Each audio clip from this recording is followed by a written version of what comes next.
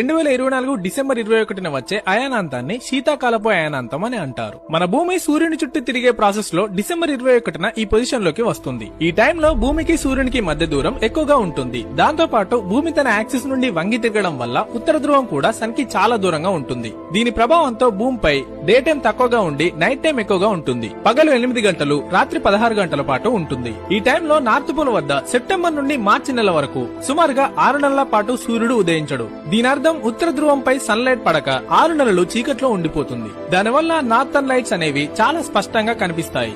దాంతో ఈ అరోరాస్ ని స్టడీ చేయడానికి సైంటిస్టులు ఈ టైంలోనే అక్కడికి వెళ్తుంటారు. ఇది చలికాలంలో జరుగుతుంది కాబట్టి దీన్ని శీతాకాలపు అయానాంతం అని అంటారు. దీన్నే ఇంగ్లీష్ లో అయితే వింటర్ సోల్స్టిస్ అని అంటారు. ఇది ప్రతి సంవత్సరం డిసెంబర్ 21 మరియు 22న జరుగుతుంది. సేమ్ డేట్ కే ఎందుకు రావడం లేదని మీకు డౌట్ రావచ్చు.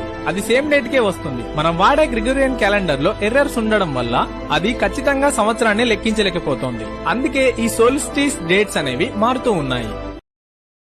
Download ShareChat.